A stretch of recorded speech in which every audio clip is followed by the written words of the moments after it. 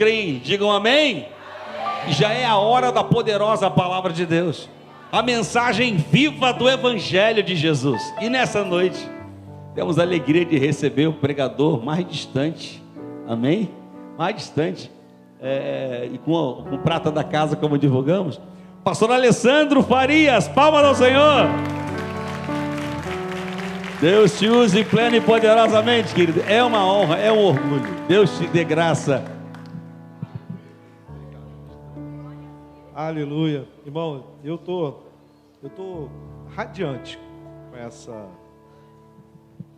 com esse convite que eu recebi do meu pastor, meu amado pastor, amada família, gente abençoada. Louvo a Deus pela vida do meu pastor. E louvo a Deus pela vida da minha igreja. Amém? Por confiar, estar nesses dias podendo ministrar a palavra de Deus com alegria, amados, com alegria. Abra sua Bíblia no livro de Êxodo, capítulo 2.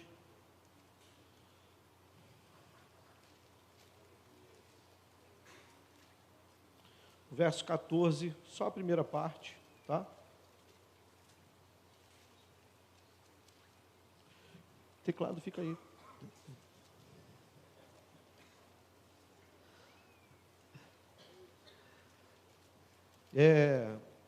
Repita comigo o tema dessa mensagem, tá bom, irmãos? Diga assim: eu não sou, mas Deus é. Amém? Mais uma vez, eu não sou, mas Deus é. Amém? Êxodo 2, 14 diz assim: quem pôs você por líder e juiz sobre nós? Mais uma vez, quem pôs você por, talvez algumas versões esteja príncipe, por príncipe e juiz sobre nós? Feche os olhos. Senhor, eu quero louvar o teu nome, Pai. E tenho certeza, Deus amado, que o teu Espírito, assim como falou comigo, está falando hoje pela manhã, Pai. Quanta coisa, Senhor. O Senhor já tinha falado ao meu coração. E hoje à noite eu vou reverberar, Pai, aquilo que o Senhor já falou pela manhã. Cada dia desse tem sido, Pai, um direcionamento que o Senhor tem nos dado, Pai. E que eu seja um canal do Senhor. Eu não sou, Pai, mas o Senhor é todas as coisas. Nós te louvamos, Pai, em nome de Jesus. Amém. Amém. Pode sentar, amado. Se você quiser ficar com a tua Bíblia aberta, pode deixar a sua Bíblia aberta desde o Êxodo 1, é bom, tá? Só para você entender um pouco aqui o contexto que acontece. A história de Israel no Egito começa com José, não é isso? José foi governador do Egito, homem extremamente responsável, extremamente amado pelo Egito, pelo povo do Egito. É um homem que ele traz a família dele, por causa da fome que estava existindo em Israel, traz toda a sua família. Ali a sua família se estabelece no Egito. Há quem pense que Israel ficou o tempo todo como escravo no Egito, mas a verdade, Israel vai ficar como escravo no Egito na geração de Moisés para cá, um pouquinho antes da geração de Moisés. A grande realidade é que Israel se estabelece no Egito, fica no Egito durante muito tempo. Deus vai separar um lugarzinho ali no Egito para o povo ficar, chamado Gozen. E a partir dali, Israel cresce, Israel se fortalece, Israel se multiplica. A Bíblia fala que a partir dali, Israel se torna forte. Israel faz toda a parte braçal, toda a parte de conhecimento tecnológico. Já no Egito, Israel já se destacava como um povo que abençoava o Egito e era abençoado dentro do Egito. Êxodo capítulo 1, no verso 7, a Bíblia fala que o povo de Israel vai lá para o Egito, o povo cresce, se torna forte, a terra se enche deles. Cresce. Mas sabe qual é o medo, irmãos, que às vezes eu tenho do conforto? É a gente se esquecer de onde a gente é. O conforto, o crescimento, a prosperidade, o sucesso pode nos fazer gostar de estar no lugar onde Deus não quer que nós estejamos. Não basta crescer, não basta obter êxito se eu não estou no lugar em que Deus espera que eu esteja. Mesmo crescendo, porque nós temos essa impressão, estou crescendo, estou prosperando, está tudo bem comigo, está tudo bem com Deus. Isso até a história de alguém não fazer mais efeito na sua vida. Até a colheita de José, tudo que José semeou Israel, para. A nossa história pode começar a mudar quando não nos respeitam mais. A nossa história pode começar a mudar quando não reconhecem a honra que veio antes da gente, se nós não fizermos por onde. Tanto é que no capítulo 1, no verso 8, a Bíblia fala que se levanta um rei, se levanta um faraó que não conhece a história de quem? De José. O povo é abençoado porque tinha um histórico, um legado de José. Mas chega uma hora, amados, que a lembrança humana, ela parece que tem prazo de validade. Não se lembravam mais de José, da história de José. Muito pelo contrário, se passa a olhar para Israel com outros olhos lá dentro do Egito. A Bíblia fala que no capítulo 1, verso 9, que esse rei não olha Israel como uma bênção para o Egito, mas olha Israel como uma ameaça para o Egito. Engraçado é que o inimigo olha para Israel como uma ameaça, mas Israel mesmo não se olha como uma ameaça. O inimigo olha Israel como próspero, mas o próprio Israel não se olhava dessa forma. Se por um lado, meu amado, ali você vê Faraó se esquecendo de José, do outro lado também há esquecimento. Se Faraó esquece de José, você vê Israel se esquecendo do Deus de Abraão, do Deus de Isaac e do Deus de Jacó. Tá bom demais aqui no Egito, não precisa fazer nada. E às vezes, amados, é preciso que as pessoas esqueçam de nós para que a gente se lembre de Deus. Às vezes é preciso que a gente fique esquecido no anonimato para a gente lembrar que quem nos leva, quem nos traz, quem nos conduz, quem nos abençoa é Ele. Não é fruto do meu braço, do meu conhecimento, da minha tecnologia. É Deus que me abençoa no lugar onde eu estou. O povo de Israel esqueceu isso. Faraó se esquece de José. Israel se esquece do seu Deus. E por esquecerem de José, eles começam a subjugar Israel. Eles são fortes, eles não se veem assim, eles não sabem a ameaça que eles são para nós. Os egípcios olhavam para Israel como um povo muito mais forte do que eles. Então, quando o inimigo nos vê como uma ameaça, ele não faz questão de mostrar nossas qualidades, muito pelo contrário. Ele tenta fazer com que as nossas qualidades sejam escondidas. Ele tenta nos enfraquecer. Ele tenta nos desmoralizar, ele tenta nos diminuir, ele tenta nos subjugar, e é isso que vai acontecer com Israel nesse momento. Mas, irmãos, quem Deus decide abençoar, pode se levantar um inferno, pode se levantar Faraó, pode se levantar o mundo, pode se levantar homem. Quando Deus decide abençoar alguém, quando Deus decide abençoar um povo, não há nada, todo tipo de ferramenta é combustível para crescimento. Todo tipo de ferramenta para nos parar, nos faz crescer ainda mais. Quanto mais persegue, mais nós somos abençoados. Quanto mais nos persegue, mais nós estamos muito mais próximos da bênção de Deus. E é exatamente isso que vai acontecer. Mas o afligiam, lá no capítulo 1, verso 12. mais Israel se multiplicava. E aí que é mais bonito, irmãos. Porque se multiplica e espalha. Olha que coisa boa. Às vezes a gente está acostumado com aquele nosso cantinho, com aquele nosso quadrado, aquele lugar de conforto. E às vezes Deus vai permitir uma perseguição, vai permitir às vezes alguma coisa que vai nos tirar o conforto, vai tirar a gente da zona de conforto, para nos abençoar mais e para nos espalhar. Agora você vê Israel não só confinado na terra de Gósen. Israel começa a se espalhar pelo Egito. Quanto mais trabalho neles, mais eles crescem. Quanto mais carga bota em Israel, mais Israel prospera. A ponto de, olha só, até esse momento Israel não é escravo.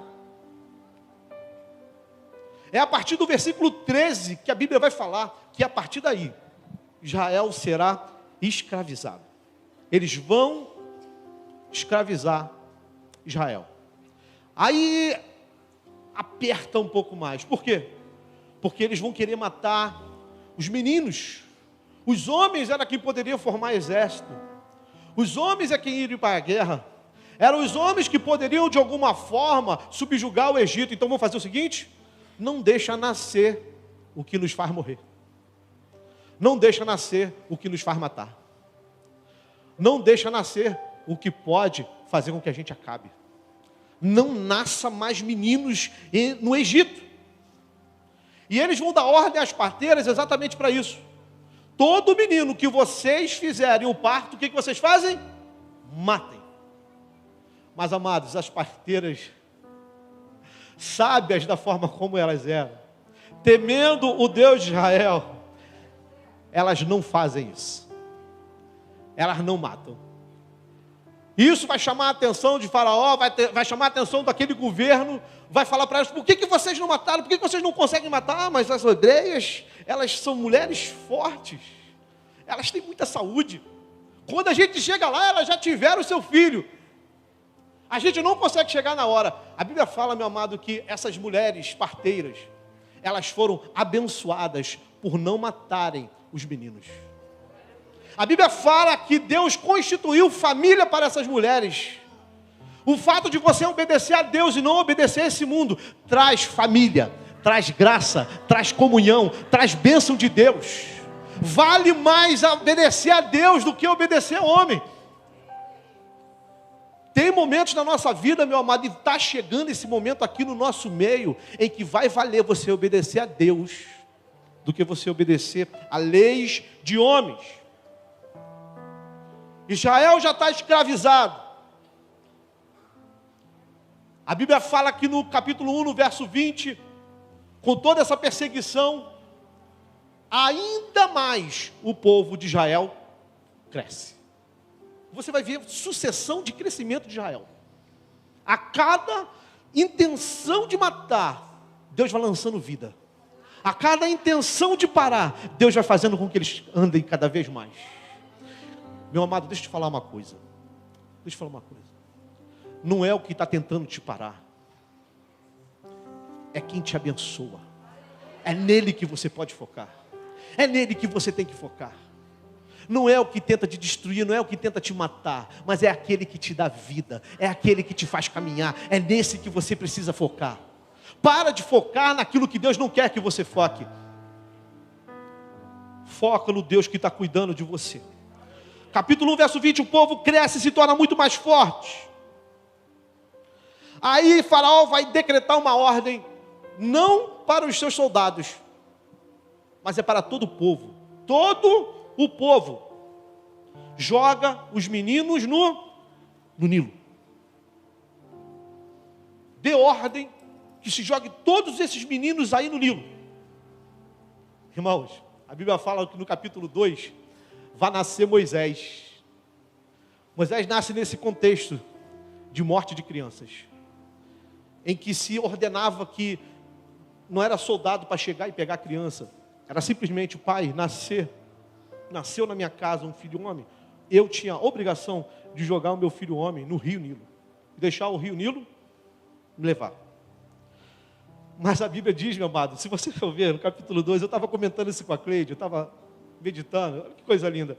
A Bíblia fala que Uma mulher fica grávida, capítulo 2, no verso 2, diz assim: a mulher ficou grávida e deu à luz a um filho, vendo que o menino era o quê? Bonito. Alguém falou bonito aí? Quem falou bonito? Quem na sua Bíblia está bonito? Quem na sua Bíblia está formoso? Eu fico imaginando, então, esse menino nasce feio. Mas a Bíblia fala, pastor, que esse menino, ela vendo que esse menino, ele era bonito, ela vai esconder ele. Não, é bonito demais para morrer.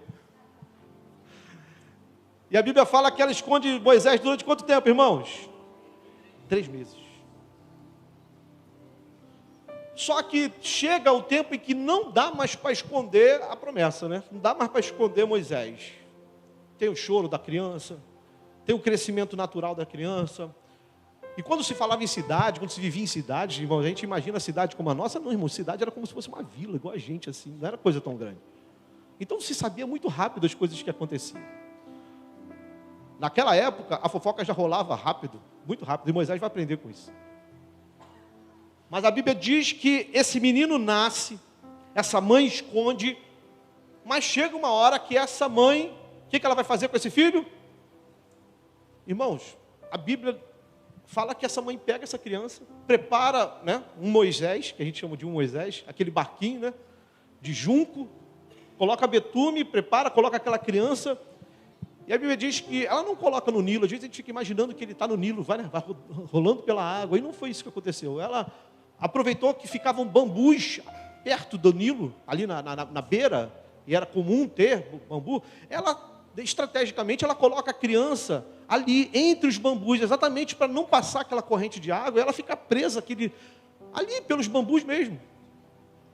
E a Bíblia diz que a filha de Faraó vai tomar banho, e ela e aquelas criadas dela, e as meninas observam, viu que tem um menino, e a irmã de Moisés está olhando, vendo o que está acontecendo. A mãe não estava mais nessa história, ok? A irmã está acompanhando, e quando ela vê esse bebê, elas pegam esse bebê, a irmã de Moisés vai fazer uma proposta: olha, eu conheço alguém que pode cuidar desse menino. Se alguém pode cuidar, pode ser amamentado e depois vai ser entregue para a senhora. E aí, a vida de Moisés é salva por causa da misericórdia da filha de Faraó, por causa da estratégia da sua irmã e principalmente porque Deus não queria que Moisés morresse, irmãos. Entenda, meu amado, por mais que você fale para mim a respeito da mãe de Moisés, a respeito da irmã de Moisés, a respeito da filha de Faraó, das criadas de Faraó, em tudo isso eu vejo apenas uma coisa: a providência de Deus com os seus filhos. Meu querido, deixa eu te falar uma coisa: a providência de Deus está sobre nós. Sabe, se você está aqui essa noite, num domingo, 6 da tarde, cultuando a Deus, é porque Deus quis que você estivesse. Essa semana talvez tanta coisa você não viu, tanta coisa Deus já te guardou, tanta coisa Deus já te livrou, tanta coisa e você nem sabe. Moisés nem sabia, a irmã dele nem sabia, a mãe nem sabia, mas Deus sabia. Deus estava cuidando daquela vida. Eu fico, amados, tem uma das coisas mais poderosas que eu gosto de aprender sobre a doutrina da providência de Deus, como que Deus cuida da gente, mesmo não merecendo, mesmo sendo quem nós somos, como Deus nos ama e como Deus cuida da gente. Como Deus cuida, sabe? Você fica preocupado com o teu filho, com o futuro do teu filho, o futuro da tua filha, com o seu futuro. Fica preocupado com a escassez, preocupamos com tantas coisas. E a gente tem que entender que existe uma providência de Deus sobre nós. Que existe um Deus sobre nós. Que existe um Deus que nos olha. Que aonde não importa em que lugar nós estejamos, no contexto que a gente esteja, que eu esteja no Brasil ou que eu esteja no Egito do Faraó, não importa o lugar, o importa é quem eu estou na presença. A providência dele me segue todos os dias da minha vida. A bondade dele está sobre mim e sobre você. Então esse rapaz, ele é amamentado, e quando ele sai, ele é desmamado, de criança para adolescente, ele vai ser entregue para quem? Para a filha de Faraó. Então Moisés vai aprender, irmãos, tudo a respeito da cultura do Egito. Moisés é preparado para ser um príncipe, Moisés é preparado para ser líder, Moisés é preparado para o Egito para ser talvez um futuro faraó. Ele é filho, amados, ainda que seja adotado, mas de um rei, do rei mais poderoso da terra na época, que era o faraó. Mas Deus é tão bom, irmãos, que Deus não deixa Moisés perder a sua identidade. Não importa aonde você esteja, não importa que tipo de conhecimento esteja sendo despejado diante de você, sempre vai ter alguém de Deus para te ensinar a respeito de Deus. Moisés, ele recebe duas cargas culturais, tanto a cultura hebraica quanto a cultura do Egito. Então Moisés, ele tem até vantagem, porque ele sabe circular nos dois lados.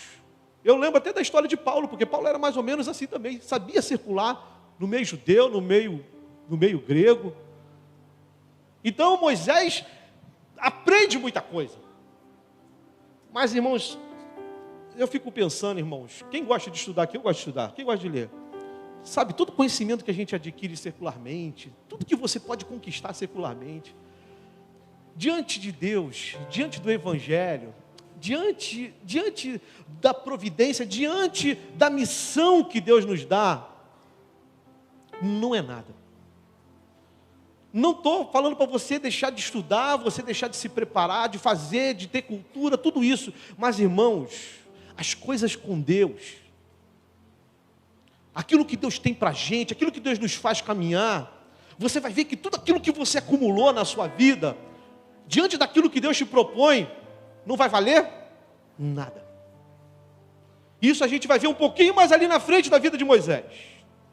Então ele cresce no palácio, mas a gente não vê um envolvimento com o Deus dos hebreus. A gente não vê um conhecimento profundo, e a Bíblia não nos mostra exatamente esse envolvimento. Um homem que cresce no palácio, mas que tem identidade hebraica, tem uma identidade egípcia. Moisés conhece tudo, é como muitos hoje, conhecem tudo, mas diante de Deus, não conhece o mais importante. Meu amado, não adianta você conhecer tudo, você ter tudo, se você não conhece o mais importante e não tem o mais importante. Busque aquilo que realmente é importante para a sua vida. Priorize o que é importante.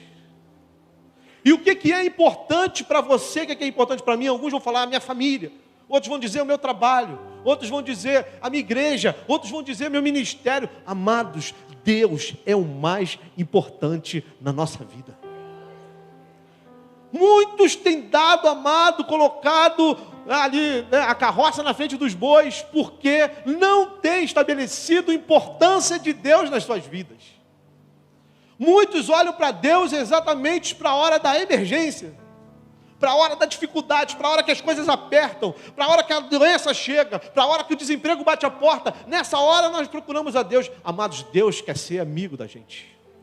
Deus quer estabelecer, Deus é um ser social, quer estabelecer relacionamento conosco. Independente daquilo que Ele pode nos proporcionar, se a gente coloca Deus em primeiro, buscar Deus sobre todas as coisas. Então você vê um homem que cresce, que recebe essa carga, e ele um dia decide visitar os seus irmãos. Ele vai lá, vai andar no meio do seu povo. E eu tenho certeza, meus amados, que nesse momento, Moisés já não olha mais para o Egito como olhava antes. Por quê? Porque Israel já é escravo. O povo de Israel já estava escravizado. Então você já vê o povo, imagina, ele recebendo todos os louros de viver no palácio, vendo o seu povo sofrendo. E ele, sem sabedoria, por ver um hebreu sendo maltratado, ele vai assassinar aquele que maltratava um hebreu. E ele pega essa pessoa que ele matou e esconde debaixo de quê? Da areia. Irmãos, quanto a gente poderia parar aqui nessa areia? Esconder um assassinato na areia. A Bíblia fala que no outro dia já sabiam, todo mundo no Egito já sabia o que tinha acontecido, porque provavelmente revelava. Irmãos, a Bíblia diz que aquele que encobre os seus pecados nunca prosperará. Mas aquele que as confessa alcança misericórdia. Existem coisas que a gente não pode ficar colocando embaixo da areia porque vai ser revelado. Jesus nunca... A areia denota fragilidade. Denota algo que pode ser descoberto a qualquer momento. É só passar o vento. A areia demonstra ausência de firmeza. E Cristo, Ele sempre vai nos dar uma orientação para tudo aquilo que a gente edificar, tudo aquilo que a gente fizer, precisa ser edificado sobre algo sólido. Mas muitas vezes, amados, nossas atitudes, nós colocamos nossas atitudes embaixo da areia. E uma hora Deus vai revelar nossas atitudes. E a gente vai pagar exatamente por isso. Ele mata um egípcio, porque ele é consumido pela dor do seu povo. Eu gosto de falar da palavra de consumir. A palavra consumir tem a ver com desgaste. Consumir tem a ver com gastar. Vou dar um exemplo, amados. Já tenho conversado com muitas pessoas, aconselhado muitas pessoas, e eu fico vendo que as pessoas são consumidas pela preocupação. Pessoas que são consumidas, e legitimamente, tá, irmãos? São consumidas por crises no casamento. Pode ter hoje pessoas aqui que estão sendo consumidas pela preocupação com a enfermidade. Isso não sai da sua cabeça, isso não sai do seu coração, e você vai se desgastando, né? E a gente sabe que essa ansiedade, excesso de futuro, a gente não vai conseguir resolver. Isso vai nos consumindo. A dor do outro nos consome. A dor de ver nosso filho fazendo o que a gente não queria que ele fizesse nos consome. Toda expectativa frustrada gera esse consumo de energia da gente. Quantos que não entraram aqui hoje que estão cansados? É por isso que Jesus, quando vem, Jesus procura aquelas pessoas que estão consumidas. Vinde a mim, todos que estão cansados e sobrecarregados. Venham até mim. Deus olhava para o Moisés que se consumia pela dor do seu povo.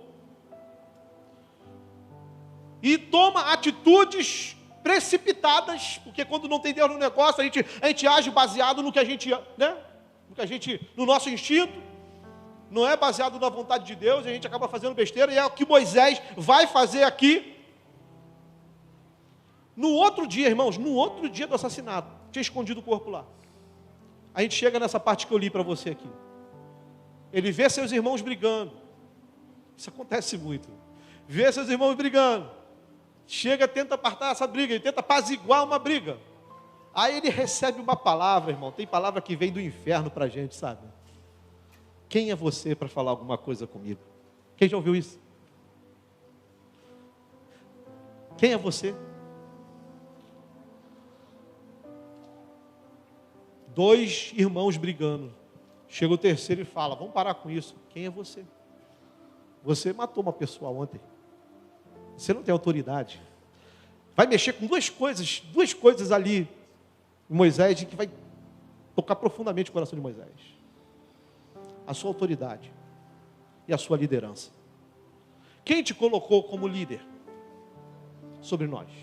Quem te colocou como príncipe sobre nós para você julgar alguma coisa aqui? Deixa a gente brigar. Você não tem autoridade para falar nada. Você matou gente ali. Coisa que vem do inferno, irmãos. Mas a Bíblia diz, quem tentará acusação contra nós? Se é Deus quem nos justifica. Quando a Bíblia fala que nenhuma condenação há para os que estão em Cristo Jesus. Então, quando você começar a ouvir essas palavras, você sabe que você está em Deus, falando algo de Deus, e que você está querendo fazer algo que realmente é o certo. E quando você ouve alguém falar para você, quem é você? Irmãos, eu sou alguém em Cristo. Eu não sou, mas Deus é em mim. Eu não sou, realmente. Você pode falar tudo a respeito de mim, mas Deus é na minha vida. Eu não sou. Quem é você? Eu não sou nada. Deus é. Irmãos, essa palavra entra de uma forma tão dura, Eu me lembro quando assim que eu entrei na igreja, foi em 95, tem pouco tempo. Tinha aquele livrinho, pastor, branquinho, Há Poder em Suas Palavras, né? E eu fiquei vendo, fiquei estudando como que a palavra de alguém tem poder para, sabe, tanto para nos levantar, mas também para nos abater. Como que uma palavra, irmãos, como uma frase pode determinar a história de uma pessoa? Cuidado com o que você fala. Porque você pode estar ou levantando alguém, como você pode estar sentenciando alguém a não andar mais. Você pode estar sentenciando alguém a fugir. Você pode estar sentenciando alguém a andar com medo. Você pode estar sentenciando alguém a não encarar mais a vida. A Bíblia fala que ele temeu morrer. A fofoca rolou, Faraó descobriu, vai matar ele, eu vou fugir. Por causa de uma palavra. Quem pôs você, príncipe ou juiz, sobre nós? Irmãos, as palavras podem sentenciar a nossa vida. Mas a palavra de Deus traz vida. A palavra de Deus, irmãos, sempre nos levanta. É por isso, irmãos, que nós precisamos estar reunidos em comunhão, porque quando nós estamos juntos, às vezes a gente recebe tanta carga lá fora, tanta palavra contrária, e aqui nesse lugar você recebe palavra para você ter vida. Aqui nesse lugar você recebe palavra para continuar caminhando. Aqui você recebe palavra para você continuar perseverando. O apóstolo Tiago, lá no capítulo 3, verso 6, ele fala a respeito do poder da língua. Ele fala que a língua contamina o corpo inteiro. Não contamina uma parte da gente, mas contamina o corpo inteiro. Põe em chamas toda a carreira da existência humana. Tiago fala isso. A língua pode determinar a existência de alguém, ou a inexistência de alguém, a carreira da vida dessa pessoa. Mas nesse lugar, meu amado, você tem recebido palavra de vida. Nesse lugar você tem recebido palavra para você continuar confiando. Ainda que venha, irmãos, pode 1000 cair ao meu lado, 10.000 à minha direita. Eu não vou ser atingido. A palavra que vem do inferno, ela não vai negociar com a minha mente. Não vai negociar com o meu coração. Porque o meu coração, a minha mente está escondida em quem? Nele. Primeira reação dessa palavra é medo e fuga. Ele vai para Midian. Irmão, Midian não era perto. Midian era chão. Para chegar em Midian, tinha que atravessar, ou atravessava o Mar Vermelho, ou dava a volta por cima do Mar Vermelho. E ele vai embora para Midian, ele vai viver no meio dos midianitas. Está mais longe ainda do lugar do propósito. Israel tem que estar na terra de Israel. Um hebreu tem que estar na terra dos hebreus. O hebreu no Egito é ruim. Um hebreu em Midian está muito mais longe ainda da sua terra. E parece, irmãos, que quando a gente deixa as palavras virem sobre nós, mais nós vamos, se não tivermos Deus no controle, irmãos, mais nós vamos nos afastando. Mas sabe o que eu acho interessante, irmãos? É que por mais que Moisés se afastasse, por mais que Moisés ficasse longe aos olhos de Faraó e do seu povo, ele não estava longe dos olhos de Deus. Você que está afastado, você que está se afastando, você que está longe, olha só, talvez eu possa ter perdido você de vista, o pastor, teu irmão, tua família, mas você não foi perdido dos olhos de Deus. Os olhos do Senhor estão sobre você. Aonde você caminhar, Ele está te acompanhando. Ele está te vendo. Olha, você está aqui hoje. Ele está querendo trazer você de volta para Israel. Ele está querendo trazer libertação para a sua vida. E quem sabe você não seja o instrumento dele, como foi Moisés, para libertar não só você, mas muitos ainda. Porque antes de Moisés ser libertador, ele precisava ser liberto. Porque palavras aprisionam. Palavras nos tiram o vigor. E a Bíblia fala que ele se estabelece em Midian. Irmãos, essa brincadeira toda, Moisés vai ficar 40 anos. Ali ele conhece Jetro, ali ele conhece a sua esposa, ali ele conhece a sua família, ali ele passa a viver conforme a vida o levava. Vai apacentar as ovelhas de Jetro, vai viver a sua vida. Irmãos, ele não ficou 1 ano, 2 anos, ele ficou 40 anos, vivendo o seu propósito, vivendo a sua vidinha. Tanto é que quando ele tem o primeiro filho, ele chama o seu primeiro filho de Gerson. E Gerson vai expressar exatamente o que está no coração de Moisés. Moisés pode estar lá naquele lugar estabelecido, mas ele fala que ele está peregrino em uma terra estranha. Gerson significa, sou peregrino em uma terra estranha. Moisés estava falando, eu estou fazendo isso tudo aqui, mas isso aqui não é o meu lugar. Posso falar uma coisa, meu amado? Quando nós estamos longe do propósito, você pode estar prosperando, você pode estar apacentando, você pode estar gerando, mas se você não está no lugar que Deus está, você está numa terra estranha. E essa noite o Senhor está chamando você, vem para a minha terra, vem para a minha casa, vem para a minha presença. Esse lugar não é o seu lugar. Não basta a gente fazer tudo certo, não basta dar tudo certo, quando não estamos no lugar certo. E aonde Deus quer que nós estejamos? Nele. Quando eu estou nele, não importa a geografia. Aqui era literal para Moisés, mas para a gente não. A gente precisa entender, meu amado, que o melhor lugar para você estar é no centro da vontade de Deus. Está se sentindo numa terra estranha? Está travado? Está produzindo, mas está sem paz? Pode ser que você precise se encontrar com o teu Deus. E num dia comum, um dia em que ele decide pegar as ovelhas de Jetro e segue para o Horebe. Horebe era um monte de Deus. Horebe ficava na península do Sinai. Alguns vão falar como Horebe, outros vão falar Sinai, mesma coisa. E Deus, irmãos, se tem um lugar que Deus gostava, era do Horebe. Irmãos, como que Deus gostava do Horebe? É lá no Horebe que Deus vai dar as tábuas da lei. É no Horebe que Elias vai se esconder numa caverna. É no Horebe que Deus fala com o seu povo depois com Moisés, que o monte fumegava.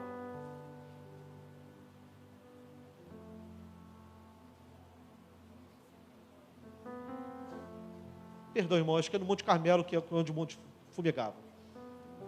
Tira essa palavra. Mas Deus gostava do Horebe. E esse homem vai, chega no Horebe, ele vê algo diferente. Ele vê algo que ele nunca viu. Ele vê uma sarça que ardia, mas não se consumia. Antes, no capítulo 2, no verso 24, a Bíblia fala que Deus tinha ouvido o clamor do seu povo. Deus se lembrou do seu povo. Eu fico pensando, irmãos, que para cada esquecimento de Faraó, existe uma lembrança de Deus. Sabe, para cada desonra, existe um lugar de honra com Deus. Para cada esquecimento que alguém teve de você, existe uma lembrança de Deus para você. E Deus vai se revelar para Moisés, não é porque Moisés é o cara, não é, irmãos. Deus vai se revelar para Moisés, porque Deus se lembrou do seu povo. E o seu povo se lembrou do seu Deus. Deus escutou aquele povo que estava estabelecido, mas que virou escravo. Deus escutou o clamor desse povo. E Deus decidiu libertar esse povo. E Deus procurou alguém. Deus encontra quem? Deus encontra Moisés.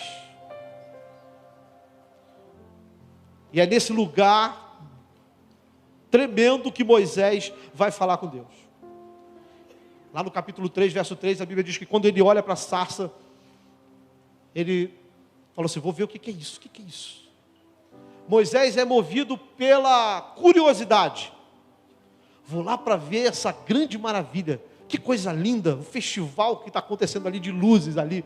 Nunca vi um negócio desse.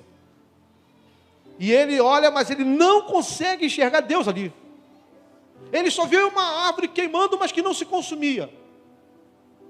Não se consumia. Um homem que estava consumido está vendo algo que está ardendo, mas não se consome. Olha só que coisa legal, irmãos. Que antagonismo maneiro. Olha, um homem que se consome por causa dos outros, vê Deus usando uma sarça que não se consome. Quando Deus decide nos usar, nós não somos consumidos. Quando nós deixamos Deus entrar, quando nós deixamos Deus agir, quando nós deixamos Deus usar a nossa vida, irmãos, nós passamos por várias situações, mas nós não somos consumidos. Quem é usado por Deus não é consumido. Quem é usado por Deus, amados, quem tem essa chama no seu coração, quem deixa o Espírito usar, meu amado, pode vir o que vier, eu não sou consumido, eu permaneço de pé. Deus usa uma sarça para mostrar para aquele homem, olha, você não está em mim, por isso que você está sendo consumido, olha como eu uso uma sarça. E olha como ela permanece intacta. Assim eu vou fazer contigo, Moisés. E ele vai lá com uma curiosidade. A sarça não se queima. Por que essa sarça não se consome? E ele vai correndo em direção à sarça. E Deus falou, Moisés, não. Não é assim não. Não vem não. Para por aí mesmo. Irmãos, ninguém contra Deus fica vivo. Fica aí, rapaz. Fica aí, Moisés. Tu está vindo para cá, se você conhecesse quem está queimando aqui, você não vinha de qualquer jeito. Amado, se você conhecesse profundamente o Deus que é pregado aqui, você não se apresenta a Ele de qualquer jeito. Moisés, fica aí, Moisés. A sua motivação é errada, é curiosidade. Moisés, você está vendo uma sarça, você não está vendo o seu Deus. Moisés, você está vendo um movimento, você não está vendo o seu Deus. Moisés, você está vendo um monte de coisa, um monte de pirotecnia, mas você não consegue me enxergar aqui, Moisés. Eu estou aqui, Moisés. Deus está dizendo para Moisés, Moisés, você não está sozinho. Moisés, você quer ver a sarça, mas você não quer me ver.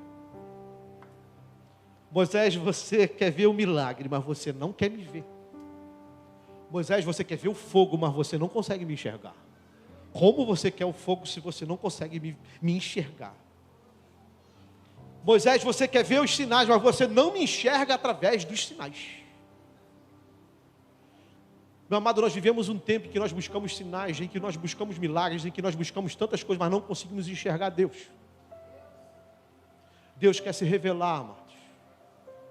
Deus quer nos aprofundar no relacionamento com Ele. E ele deixa isso muito claro aqui, nessa conversa com Moisés, porque ele fala, Moisés, olha, fica aí, Moisés, tira a sandália dos seus pés. Você só ouviu falar de mim, mas agora eu estou te convidando a você ter uma experiência comigo. Não basta você conhecer Deus, você precisa ter essa experiência com Ele. Deus está falando, Moisés, você conheceu tudo sobre o Egito, você conheceu tudo comigo, através da tradição dos seus ancestrais. Agora é comigo. Agora tudo aquilo que você vai aprender, você vai colocar na prática agora. Primeiro, eu sou santo. Tira a sandália dos seus pés. Não se apresenta na minha presença de qualquer jeito. Tira a sandália dos seus pés.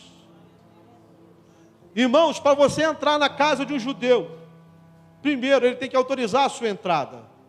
E você, como reverência, a amizade que você tem por ele, você vai ter que tirar a sandália dos seus pés para você entrar na casa dele. E outra coisa, ele só manda tirar a sandália quem ele quer dentro da sua casa. Tirar a sandália, reverência. Tirar a sandália, intimidade. O mesmo Deus que exige reverência é o Deus que quer ter intimidade. E o caminho dessa intimidade, dessa reverência, está na sua santidade. É por isso que ele vai falar, tira a sandália dos seus pés, porque esse lugar aqui, ele é santo. Se mandou tirar as sandálias, é para entrar na intimidade. Se mandou tirar as sandálias, é para conhecer o dono daquele lugar, é para ter profundidade com aquele que está naquele lugar. Pode entrar, Moisés, você é meu convidado, mas não entra de qualquer jeito. Não leve Deus, não considere Deus como seu amigo da escola. Não considere Deus como seu amigo imaginário. Deus é santo. Deus é tão santo que aqueles que o olham não dizem apenas uma vez, mas eles repetem pelo menos 3 vezes: santo, santo, santo. E Deus fala para ele assim: olha que coisa engraçada, irmãos. O lugar em que você está é terra santa. Mas já onde ele está? Horebe. Horebe já é no Egito. Moisés leva aquelas ovelhas lá na península do Sinai, irmão. Estava longe de casa. Como que Deus vai falar que o Egito é uma terra santa? Ele não estava em Israel encontrando Deus. Entenda uma coisa, meus irmãos. Aonde Deus está, o lugar é santificado. Irmãos, Deus pegar a gente, levar a gente, colocar a gente dentro de uma casa de prostituição, aquele lugar ali, se a gente está ali, aquele lugar ali é nosso. Aonde Deus está, aonde nós levamos essa presença, a gente santifica o lugar. Nós precisamos entender, meu amado, que a santidade de Deus, ela precisa nos acompanhar. E nós precisamos ser, amados, exatamente esses portadores dessa santidade. O lugar em que você está não é a geografia, é a minha presença que santifica esse lugar. É por isso, meu amado, que o povo estava lá no Egito, numa terra que não era deles, eles eram abençoados. É porque existia uma presença que os guardava. Porque existia uma presença que os levava. Porque existia uma presença que os fazia crescer. Era Deus cuidando daquele povo. Existia uma promessa sobre aquele povo. Já tinha sido profetizado lá em Abraão, que eles ficariam 400 anos mais ou menos, mas retornariam para a sua terra. Deus se apresenta para Moisés numa sarça. Essa noite, meu amado, a sarça está ardendo para você. Deus está se apresentando para você e está falando que tira a tua sandália. Tira, entra na minha presença. Entrou na tua casa, tira a sandália, invoca a minha presença. Entra na intimidade, entra em reverência. Eu sou o Deus, e Deus apresenta as suas credenciais. Eu sou o Deus de Abraão, o Deus de Isaac e o Deus de Jacó. E ele vai comissionar Moisés, vai falar: Moisés, você vai em meu nome e você vai trazer o meu povo.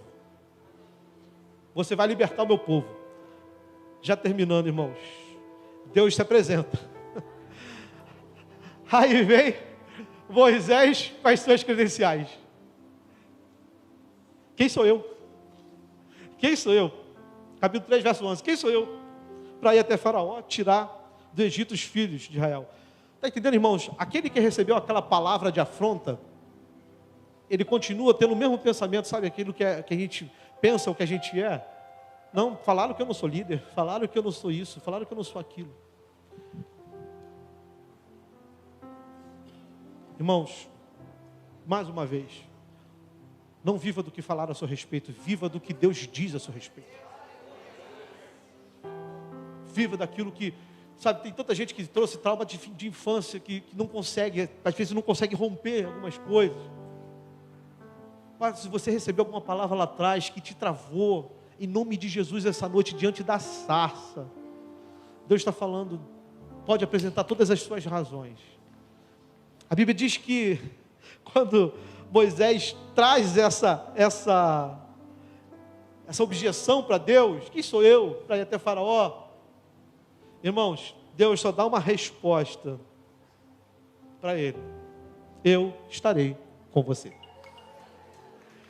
Sabe o que eu penso, irmãos? É que quando ele fala que ele não tinha condições, Deus falou, é como Carias. Hoje eu estava escutando Carias pregar, e como que estava combinando com aquilo que o Espírito Santo já estava me dando. É exatamente isso mesmo. Se você já pensou, eu não tenho condição, é você que eu vou usar. É exatamente isso. Deus disse para ele assim: você é exatamente isso que você falou. Eu sei realmente que você é pesado de língua. Eu sei que você tá cheio de problema aí na tua mente ainda a respeito de quem você é. Não importa. Faz o que eu estou mandando você fazer. Sabe o que significa, meu amado? Não espera as coisas melhorarem para cumprir a vontade de Deus. Não espera você ser curado para depois você começar a fazer a vontade de Deus. Ainda que não seja curado, faça a vontade de Deus. Ah, mas eu sou assim, eu tenho problema assim, A, B, C. Deus, traz esses problemas. Vamos lá, tem um povo para libertar. Deu nem papo para os problemas de Moisés. Deus é assim.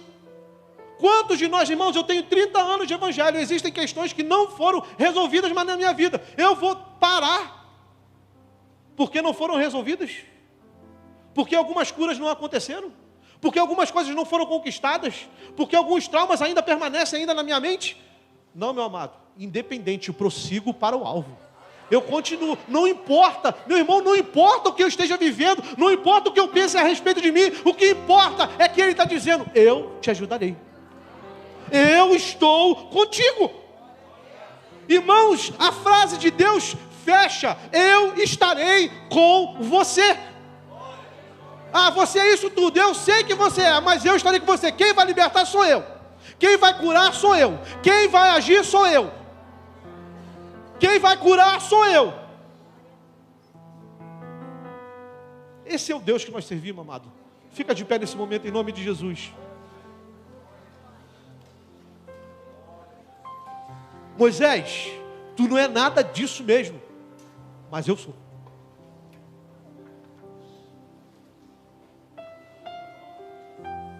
Irmãos, eu não sou quem talvez a minha mãe esperava que eu fosse, que a minha esposa esperasse que eu fosse, talvez quem eu esperasse que eu fosse. Mas Deus é na minha vida. Eu acho que você precisa receber essa palavra. Primeiro, aceita como você é. Não espera as coisas ficarem perfeitas, as circunstâncias se tornarem perfeitas, para que a perfeição de Deus alcance o propósito na sua vida, não. Do jeito que você está, amado, se entrega. Do jeito que você está.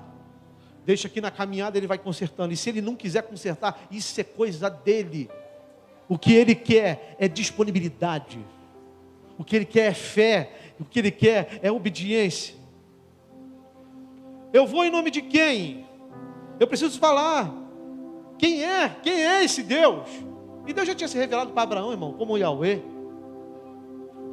Né? São 4 letrinhas que a gente colocou ali umas vogais para tentar falar o nome de Deus. Mas Deus já tinha se revelado assim para Abraão, para Isaac, para Jacó. E se revela para esse homem. Eu vou em nome de quem? Aí Deus fala assim: eu sou. O que eu vou falar para esse povo? Eu sou o que sou. Ele está dizendo para Moisés assim: Moisés, você não é nada, mas eu sou. Continua assim, tá bom, irmão, continua assim. Eu não sou nada, Deus é. Sabe por quê? Porque Ele não divide a glória dele com ninguém. Deus está falando para Moisés: Moisés, no teu pensamento você não é nada, mas eu sou. Moisés, você não é, mas eu sou o que sou. Moisés, você não é perfeito, mas eu sou. Moisés, você não é forte, mas eu sou. Moisés, você não é libertador, mas eu sou. Moisés, você não cura, mas eu sou o que proporciona a cura. Moisés, você não tem poder para libertar, mas eu sou o que tem o poder para libertar. Moisés, você não sabe o que falar, mas eu sou o que vou falar através de você. Não é nada sobre Moisés, é tudo sobre ele. Não é nada sobre a história de Moisés, é sobre a história de um povo que precisava de libertação. E Deus decidiu alguém que não era nada. E Deus deixa muito claro para esse homem: olha, todo o conhecimento que você teve no Egito, agora não vai servir para nada. E o conhecimento que você tinha a respeito de mim, prova que você não me conhecia.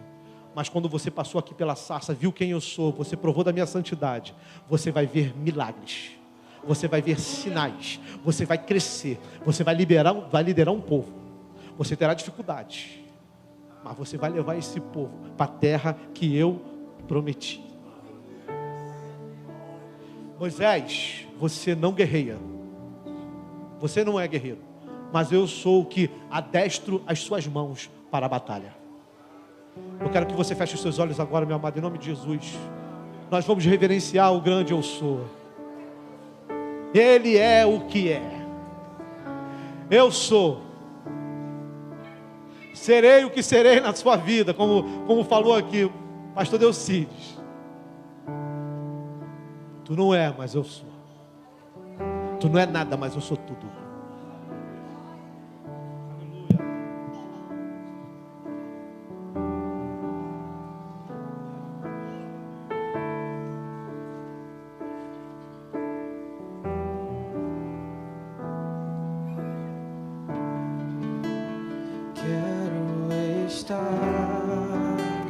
Perto de ti, sei que és real e vives em mim. Quero ouvir anjos cantarem em uma só voz. Aleluia. Santo, Santo, poderoso, o grande eu sou, que é digno, não há outro, poderoso, o grande eu sou, Ele é o grande eu sou. Grande eu sou, Ele é o grande eu sou. Quero estar perto de ti, o mundo amar, sem nele ficar. Ver ossos secos, ouvindo outra vez em uma só voz. Aleluia, Santo, Santo, poderoso, o grande eu sou, que é digno, não há outro. Poderoso,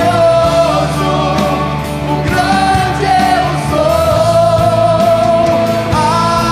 Aleluia, Santo, Santo, poderoso, o grande eu sou, que é digno, não há outro. Poderoso, o grande eu sou. Ele é o grande eu sou. Grande eu sou. Ele é o grande eu sou. Aleluia. Montanhas vão cair, demônios fugirão ao ouvir de que Jesus é o Rei dos Reis. Não há poder maior, nada resistirá ao seu poder e à presença do grande eu sou, do grande eu sou, do grande eu sou, do grande eu sou, do grande eu sou, do grande eu sou, do grande eu sou, do grande eu sou. Amado Deus, Deus aparece numa sarça ardendo. tinha que chamar a atenção de Moisés. E eu quero te fazer uma pergunta: o que Deus precisa fazer para chamar a sua atenção, meu irmão? O que Deus ainda precisa fazer? Deus não quer usar sarça, Deus quer usar Moisés. Deus não quer usar sarça, Deus quer usar Joyce, Deus quer usar Alessandro, Deus quer usar Elisandro, Deus quer usar a Cleide, Deus quer nos usar, meu amado.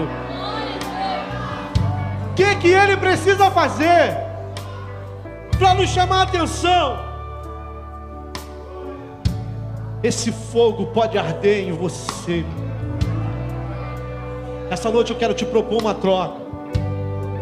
Você que tem sido consumido pela preocupação, tem sido consumido pela incredulidade, tem sido consumido por tanta coisa, essa noite, meu amado, Ele propõe a você: olha, deixa eu te usar, tu não será consumido mais.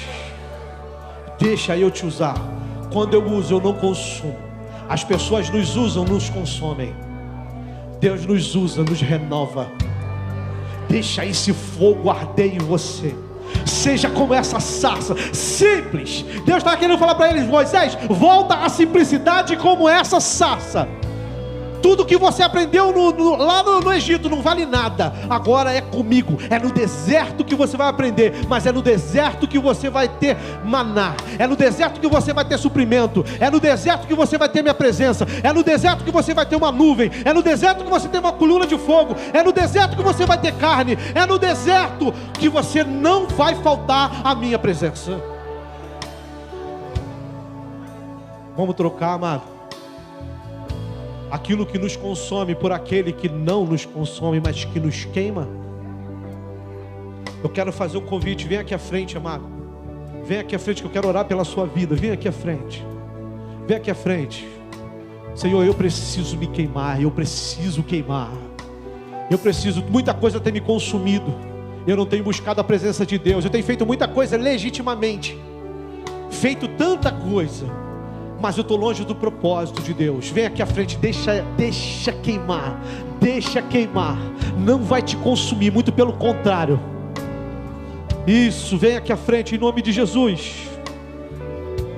Se Deus usou uma sarça comum, imagina você, amado. Se Deus usou uma planta, quanto mais vai usar um filho seu. Aleluia. Você que quer ser consumido por esse Senhor. Consumido não, né? Consumido não. Usado. Queimado. Deixa Ele se apresentar. A sarça hoje está queimando para você. Deus está falando contigo. Eu quero convidar você, não literalmente, mas olha, tira a sandália desse coração. Coloca esse coração no altar. Coloca a tua mente no altar. Se aproxima dele, volta para ele. Tu tá longe, volta para ele. Tá cada vez mais longe, uma hora tá em Israel, daqui a pouco é Egito, daqui a pouco Midian. Volta para o Horebe, que é o monte de Deus, é o lugar que Deus se revela. Igreja, volta para o monte de Deus. Volta para essa presença poderosa. Lá é lugar de cuidado, lá é lugar de apresentação de Deus. Lá é lugar onde Deus revela. Lá é o lugar onde Eliseu ia e passava as suas férias. É lá onde Eliseu fazia retiro.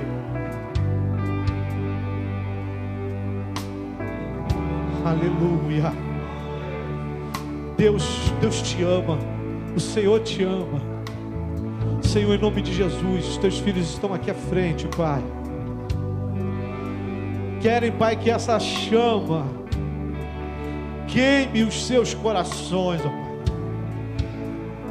Mas que não sejam consumidos por esse mundo, que não sejam consumidos pelo pecado, mas que Deus, quando a chama do Senhor enche suas vidas, eles permanecem, eles prevalecem, eles perseveram, porque quando nós deixamos ser usados pelo Senhor, não há mais lugar para esse mundo nos consumir, a preocupação nos consumir. Que conheçam o Senhor. O Senhor essa noite se apresentou para eles. E que eles, Pai, assumam a missão, assim como Moisés assumiu. E vão, não em nome deles, porque eles deles mesmos, assim como eu, não têm o que oferecer. Perfeito, perfeito, perfeito. Eu estarei contigo. Deus está falando com vocês aqui, ó. Eu estarei contigo. Eu estarei com a minha presença que vai fazer tudo. Sou eu que vou fazer tudo. Eu só procuro homens. A Bíblia fala lá em 1 Coríntios capítulo 1, lá nos versos finais, que Deus chama exatamente as coisas loucas, as coisas fracas, as coisas vis deste mundo, as que não são, para que cumpra os propósitos dele, não. Exatamente para que confunda a sabedoria desse mundo e para que ele não divida a glória dele com ninguém. Deus não quer saber se Moisés é letrado, fala várias línguas. Deus quer saber é que se Moisés se ajoelha na presença dele e reconheça a sua santidade, reconheça a suficiência de Deus na vida dele, aí sim, meu irmão. O que você conquistou, o que você tem, o dinheiro que você tem, a faculdade que você tem, diante desse Deus, quando você se prostra diante dele, não é nada. Toda a suficiência vem dele. Ele está falando isso para você. Eu quero fazer um convite. Você que deseja aceitar Jesus como o único e suficiente Salvador da sua vida, venha aqui à frente. Venha, Ele se revelou para você. Eu quero orar pela sua vida. Você que entendeu que esse Deus te chamou, você estava longe do propósito, longe de Deus, quer voltar para o Senhor, venha aqui à frente que eu quero orar pela sua vida também. Quando você ouvir essa voz, não endureça o seu coração. O meu papel é lançar a semente. É lançar a semente, meu amado, mas o teu coração é a terra. O teu coração é essa terra. Essa terra precisa ser boa para essa semente crescer. O Senhor está te chamando. 2 convites: aceita o Senhor como o único e suficiente Salvador da sua vida. 2º convite: venha para a minha presença. Renove a sua aliança comigo. Eu oro pela sua vida aqui, amado, em nome de Jesus. Não vou me estender. Meu tempo já passou. Eu quero fazer a última oração como agradecimento por tudo aquilo que Deus tem feito nesses dias aqui na nossa vida. Senhor, em nome de Jesus, quero te agradecer, Pai. Agradecer pela vida dos meus irmãos, Pai, que estão aqui à frente, que precisam, Pai, arder, que já foram consumidos por tanta coisa, mas essa noite estão se deixando ser totalmente usados pelo fogo do Senhor. O fogo que renova, que refina, que não nos cansa, muito pelo contrário, que nos revigora. Sejam renovados no Senhor, sejam guardados em Ti, que assumam, Pai, o seu propósito e que voltem para a terra que o Senhor os destinou, que voltem para Israel. E esse lugar aqui hoje, Pai, é o Horebe, é o lugar em que o Senhor falou conosco. É o lugar de Deus, é o lugar que o Senhor fala com a gente. O nosso Horebe nós não vamos abrir mão. É nesse lugar que o Senhor tem se revelado para nós. Que o Senhor nos abençoe. Em nome de Jesus. Amém, amém, amém. Dê um abraço nesse irmão que está do teu lado, amado. As palmas, louve o Senhor. Glória a Deus. Pastor Santo.